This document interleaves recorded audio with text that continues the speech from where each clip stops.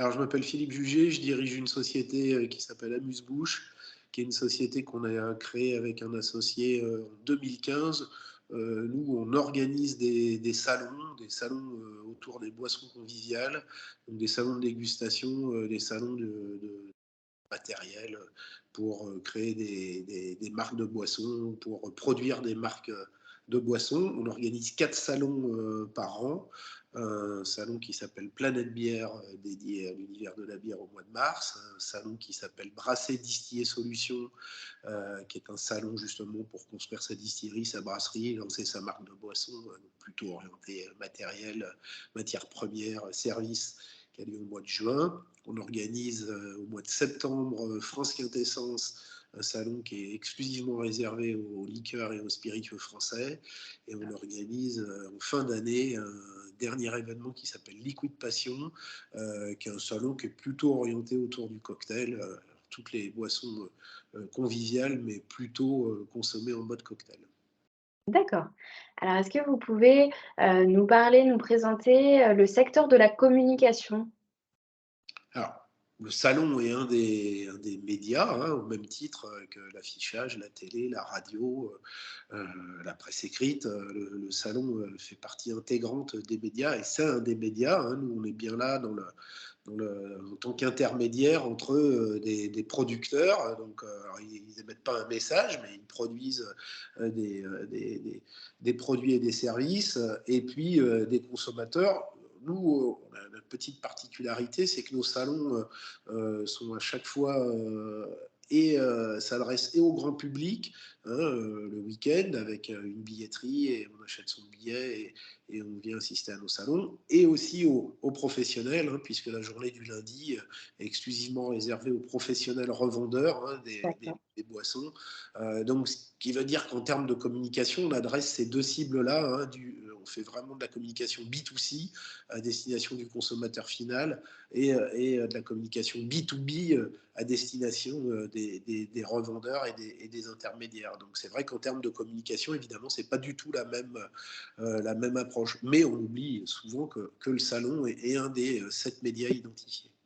D'accord et est-ce qu'il y a des grandes tendances un petit peu de la communication, pour l'année à venir ou les années à venir? Ouais, la communication, c'est un secteur d'activité qui, par définition, est en perpétuel renouvellement parce qu'on ne peut pas adresser les mêmes messages au fur et à mesure du temps. Les sociétés évoluent, la réglementation évolue. On est dans un secteur d'activité, les boissons spiritueuses, qui est quand même très encadré en termes de communication, avec avec des régulations qui évoluent plus beaucoup depuis la loi E20, mais qui sont très contraignantes. Donc les messages évoluent évidemment en fonction des cibles et puis des époques qui changent et des générations qui changent. Et puis les supports évoluent, hein, on l'a bien vu. Donc aujourd'hui, on a plutôt tendance à dire qu'on fait vraiment de la communication de plus en plus ciblée et sur mesure, parce qu'on peut multiplier les points de contact avec les consommateurs et les gens à qui on adresse le message. Donc il faut être beaucoup plus précis, on peut être plus récurrent, mais du coup, évidemment, il faut raconter une histoire. D'accord. Alors quels sont les principaux métiers, quelques-uns, de la communication? Alors nous, chez nous, on va dire, c'est des métiers relativement simples. Je dis, il faut raconter l'histoire, donc il faut commencer par écrire. Il y a quand même dans la communication, il y a des enjeux, on va dire, stratégiques et des enjeux Oui, opérationnels. Voilà. Alors, oui, les enjeux stratégiques, c'est de quel message on adresse, sous quel format, sous quel support, à quel timing, à quelle récurrence, on va dire. oui, Et puis après, les enjeux opérationnels, bah, c'est qu'il faut rédiger, mettre en forme et diffuser. Donc, nous, on est vraiment dans ces deux problématiques-là, hein, quand on oui, organise un salon, à qui on s'adresse, comment on va s'adresser aux gens, à quel moment. Et donc, voilà, on déroule une histoire, donc selon un rétro-planning qui est relativement écrit, on va dire.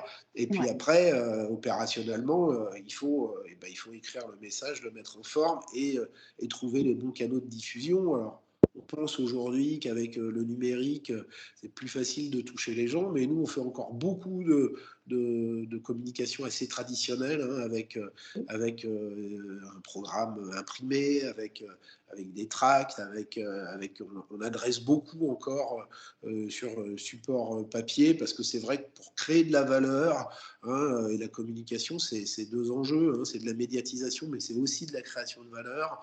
Nous, on est quand même plutôt sur des boissons, on va dire, moyen, haut de gamme, hein, donc, il y a besoin de créer de la valeur, et les supports traditionnels sont quand même encore des supports efficaces.